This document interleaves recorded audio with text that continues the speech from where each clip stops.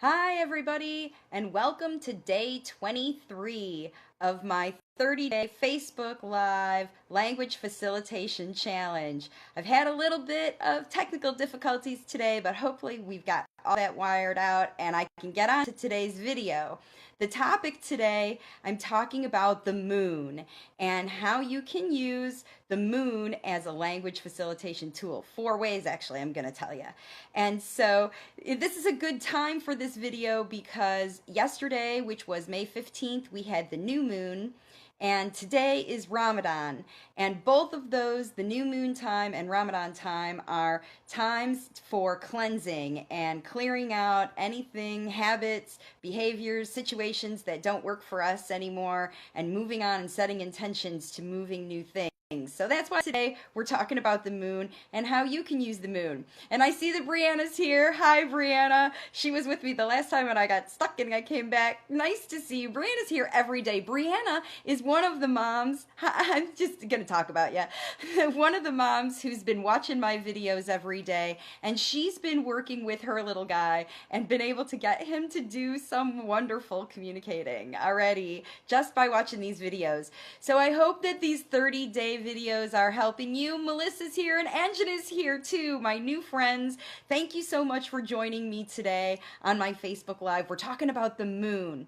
And so today I'm going to tell you 3 things on this video. I'm going to talk to you about some information that I've gathered from the internet about the moon and behavior. I'm also going to tell you what kind of effects the moon it seems to have on people. And then I'm also going to tell you those 4 ways that you can use the moon cycles in your language facilitation efforts with your child. So, hey Anjana, thanks for joining me. In case this is the first video that you have watched, my name is Marcy Melzer and I am an intuitive speech and language pathologist, and I help parents teach their late talking children how to use the words they need to share their wisdom with the world. And I do that with my Waves of Communication parent coaching program. And as I just said, I am an intuitive speech language pathologist, and I use my intuition combined with 30 years of speech and language work to help parents figure out what to do to get their kids to overcome the resistance they have to communicating and start to use words. And I'm really excited to share that today I signed my newest language facilitator family. They're in the Chicago area, and I'm really excited to have them on our group. Because the parents in my program actually get to help each other. So that's what's so exciting about it too. Anyway, so let's get on to talking about the moon. So I use astrology as part of the information that I get from the world and the universe to help me when I make my decisions. There's no question that the moon has an effect on the earth. We know scientifically that it controls the tides, and certainly it affects the amount of light that we get because it reflects the sunlight. So when the moon is full, it presents lots of light to the earth. And when the moon is new, it's almost black. You can't even hardly see it because it's completely blocked from the sun's light. So what I figured out is that during different cycles of the moon, kids seem to behave a little bit differently. And I went to look on the internet to see if I could find any information about this, and all I found was scientific studies that disprove that theory. That there's one study that somebody did about, and they tested 2,800 kids over older kids, not younger kids, because they timed their sleep during different moon cycles, and they determined that the kids slept only 1% less during a full moon than they did during the new moon. But I've been working with kids for 30 years, and I know that kids behave differently during different moon cycles. There's all kinds of anecdotal information that's not scientific on the internet that talks about why there's more car accidents on full moons. School teachers often talk about, in the schools we're always nutty, the nursing homes that I have worked in, the behavior of the residents changed then, and even the hospital emergency rooms go up in full moon times. So, something seems to be different. And then the other information that I also found, especially from volunteering over at the aquarium, is that animals have different behavior during moon cycles too. Animals tend to spawn more and mate more during full moon times. It says, like, Melissa says, my baby seemed to think last night was great to be up at 4 a.m. So your baby in the new moon must have been, somehow energized otherwise. So like I said, it's not scientific, but sometimes it happens that during times when there is, that the moon cycles change, behavior does change of people, and it's been said for years. But here's something else that I saw on the internet that I thought was interesting, and that is that years and years ago, before the time of electric lights, people were affected by moon phases more so than they are in current times because of the artificial light that we use.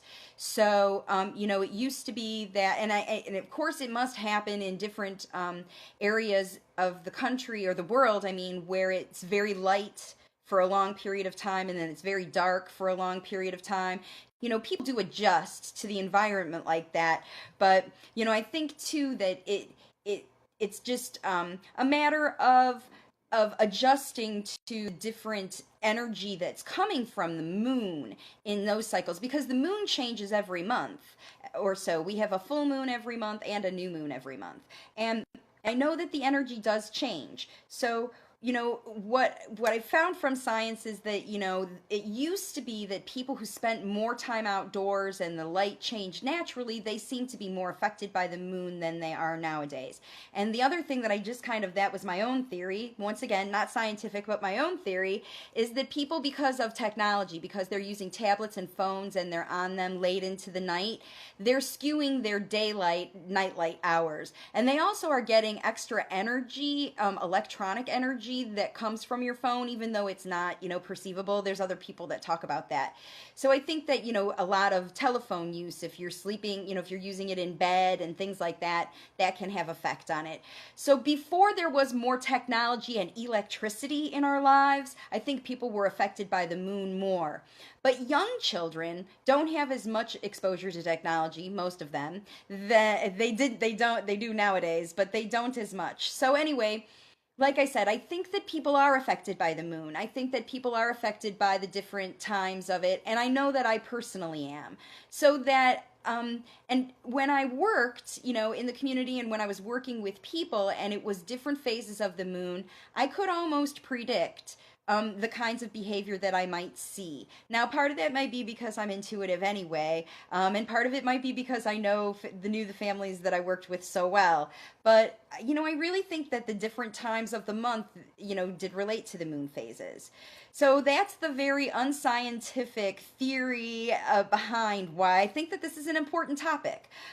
So what I did was I decided to share with you the kinds of behavior changes that you might see based on the moon. And there's two different things that sort of physiologically affect the Earth about the moon. The first one is the tides. So the moon is actually helping the ocean water slosh around. And when you think about how giant that is, the whole ocean's moving from one side of the world to the other because the Earth is spinning. And that's some massive energetic move with the tides, how powerful that is. And that's a lot of energy that's moving around. And if that's, guided by the gravitational pull of the moon, because it's the closest planetary thing to the Earth, and it's affecting it enough that it's moving the water around, think about the other kinds of energy that it moves around. Just the water pushing against other things. Understanding that everything's kind of made up of energy. When the ocean moves, the wind moves. When the wind moves, the wind comes inland, and the ocean tides affect everyone on the whole planet. So that's one way that, the moon does have a physiological effect on the Earth. But the other way is, of course, with light. And that's probably the easiest one to use the analogy about behavior. So when the moon is full, the light is the brightest. And that's when you tend to see anecdotally the emergency rooms full and the kids acting a little bit more energetic at school because it's reflecting more sunlight onto the planet and in the places where you see the moon. And that sunlight is energizing the planet. It's energizing everything about the planet. And kids and people are no different. We all benefit from the sun's work. So, just energized from it is important. And so it's basically more energetic. But from a communication standpoint, it also makes people more expressive, which is why it's not even necessarily always happy energy because there tend to be more violent crimes during and again unscientific, but the police reports go up during full moons, and that's because people are out and in the light and expressing themselves and in all different kinds of way and energetic. And it also, the full moon makes people's confidence get stronger because that energy from the moon, literally energizes us from the cellular level, from the core of us, and it makes us energized. And then the opposite is with the new moon. When it's completely dark, it's not reflecting any sun onto the planet at all. That's why we can barely see it, if at all.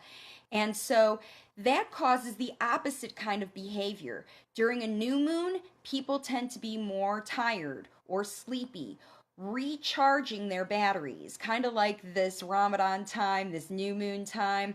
We use to clear out anything that isn't working for us, get rid of bad behaviors, do our cleanses, and set our intentions and fill that space that used to be full of worry and unfortunate things into progress and things to set intent to move forward. And that's kind of how I like to do everything every month. Whenever I hit a new moon time, I sort of take assessment of what's going on. And that's one of the tips I'm going to tell you about.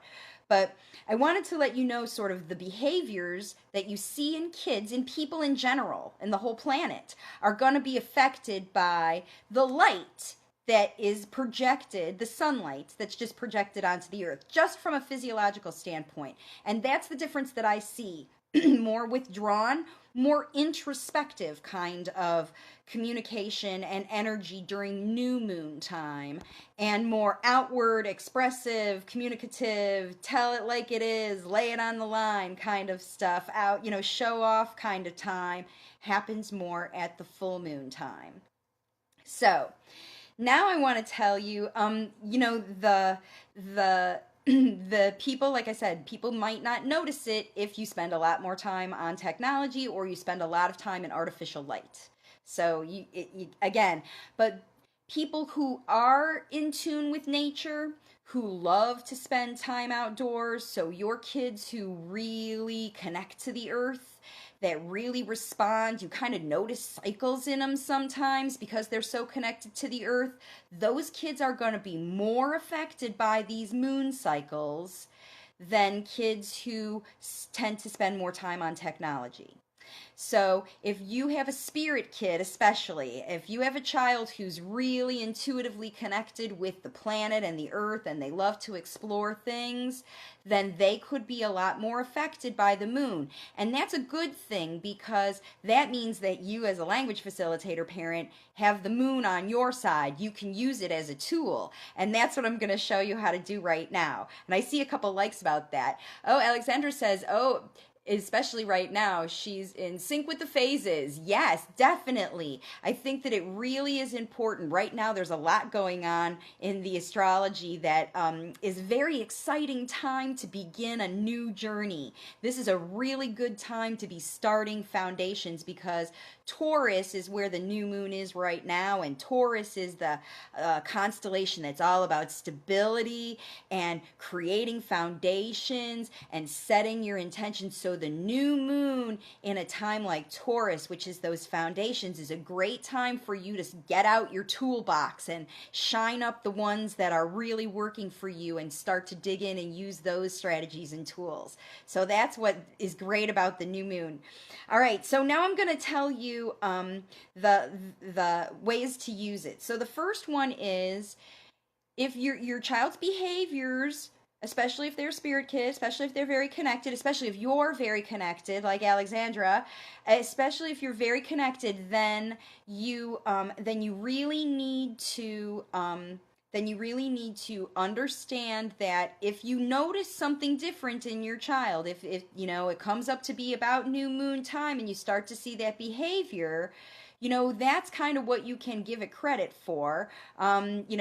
Like I said, not scientifically, but it might really help you to understand that if your child's behavior changes, there might be something going on with the astrology that can cause things to stir up, because there have been, especially this year, a lot of things going on with the astrology that are stirring things up. I mean, I've started waves of communication because of it. So I know that all the families that are joining me on their journey are all feeling this really renewed sense of positivity and forward movement, and the energy in their households is really improving because of their language improving, and they're all feeling connected, and they're all kind of riding these waves of communication with their families. And that's what's been so really exciting for me, to be able to bring this methodology to people so that they can use it with folks. So, all right, so the next thing I want you to do, so during the full moon, all right, so this is how you're going to use your language facilitation strategies.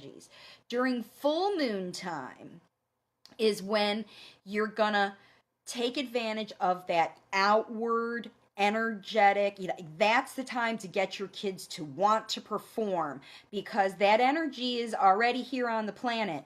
And it's going to be easier for you to get your kids to try and do new fun, outward fun, exciting, boost confidence boosting things, try a little harder during the full moon. So that day of the full moon. Now the energy changes all month. It kind of starts, it gets really big at the full moon, and then it fades a little bit every day as it gets towards the new moon, when it's very quiet energy. And then the very next day, like already today, the energy is going to start building again towards the new moon and towards the full moon again. So what's important is that when you're at the light time, that you ride it, that you take advantage of that high, vibrant, exciting energy like that, and get out and try things and explore. And then when it's new moon time and it's quiet energy time, that's when you do more introspective kind of playing and exploring. What did I write on my notes here? Contemplative kind of language facilitation. I wonder about that. Ooh, I like this, or I don't. Maybe the new moon is a time to try new things, because getting rid of, some of those old habits, those old communication habits like tantrums and yelling and stuff, that new moon might, you might take stock and go, look, we have some nice, beautiful words that we're using instead of hitting and tantrums and all of that communication behavior stuff. Now we're using great words and fun stuff. And so the new moon time, that contemplative time, is the time for you to talk about things and think about things, and what color is that, and how big is that, and this feels soft and that feels rough, and just to talk about and contemplate things, because it's a quiet energy, it's a contemplative, introspective kind of energy at the new moon time.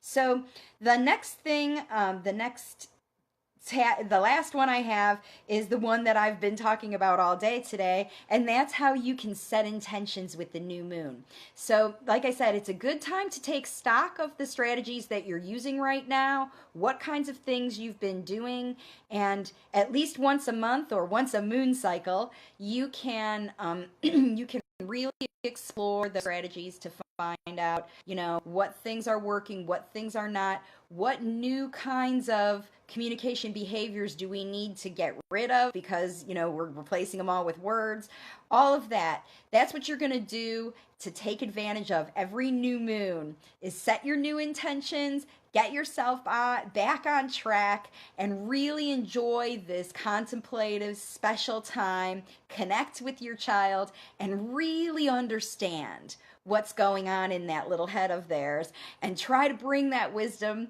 out into the world for them to be able to share it with everyone, because that's why we're here with Waves of Communication, is to help parents teach their kids, your kids, to share the words they need with the whole world, to tell us all their messages.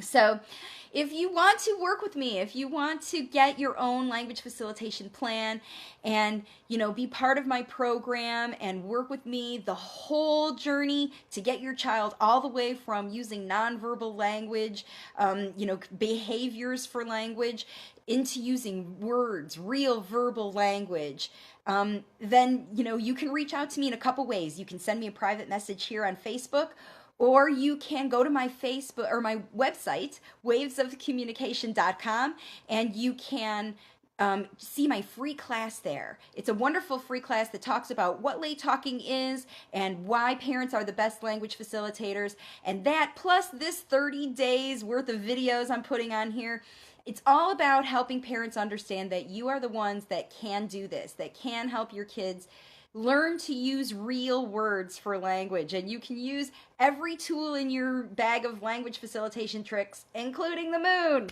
So I'm really glad that you're here today. And if you're catching this as a replay, and if you've missed any of the other ones, you can catch all of my videos on my YouTube channel. It's under my name, and I'm going to put the link in the description of this box as soon as I post this live video on my page. So thank you again for joining me. Ivana's here, and Sarah's here, and Alexandra. Thank you so much, everybody, for sticking with me through this live today. It was kind of a fun, nutty one, and give me a like. So many people have been watching this, and Jasper's here too. Thanks for joining me, Jasper. I'm just wrapping up this live video today, but the replay is going to be available here on my page on Facebook and also over on YouTube. So enjoy the new moon, everyone. I know that it's a day past, but that's okay. Spend your day today. Take 10 minutes. Set some great intentions for your next month and get your kids saying some new words. And if these videos are helping you, go ahead and put a comment here, because if you've been able to help your child learn to use words, I really want to know, because that's just what fuels me, and that's what brings me here every day talking to you live about all these language facilitation tips and tricks and ways that you can get your kids using verbal language. Thank you so much again for joining me, and I'll see you all tomorrow, everybody.